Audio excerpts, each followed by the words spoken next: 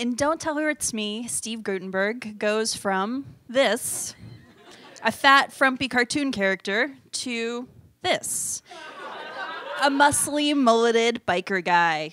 This is a pretty significant transformation and maybe my favorite makeover in cinema history. But how does it fit into the history of movie makeovers overall? Let's take a look.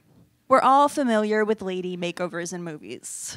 Please enjoy this awesome collage. The before image of the girl is generally hunched over, holding a book, wearing glasses.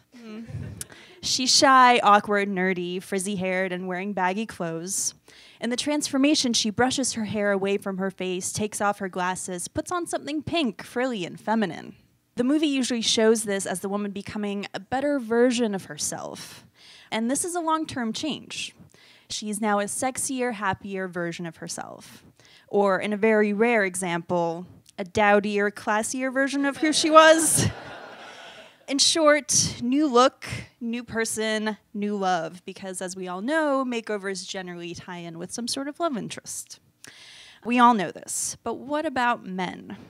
Manly makeovers are tougher to illustrate, mostly I think because manliness ties in more with money, attitude, more than like some sort of visual representation.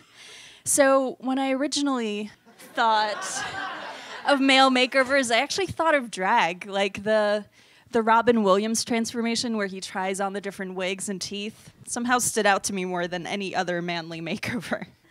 Okay, back to manly men. Like I mentioned, there's not too much you can do.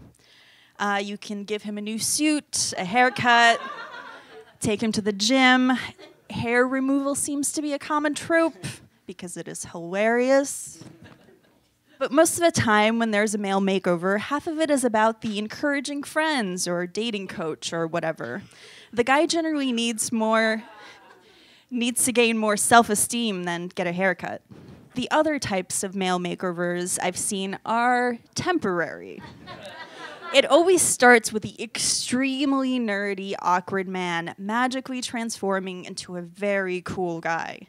Someone who attracts the woman, but eventually leads her back to the original, sweeter, nicer guy. In other words, the makeover just happens long enough for the woman to realize that she likes the guy, and then he goes back to his usual schlubby, nerdy self. I think that's sort of interesting. For me, this sort of harkens back to Superman, though I think Lois Lane still generally preferred Superman to Kent. For the most part, when men transform in movies, it's bad news. Unlike women experiencing makeovers who reach a new level of femininity, makeovers for men are temporary or just a corrupting force like Can't Buy Me Love, or sometimes even lead to heartbreak like in Shape of Things. Spoiler alert for a movie you'll never see. But ultimately, I think the best male makeovers involve motorcycles, leather jackets, weird accents, and the lady making peace with the fact that she loves a nerd, like Grease 2, or a little movie known as The Boyfriend School. Yay!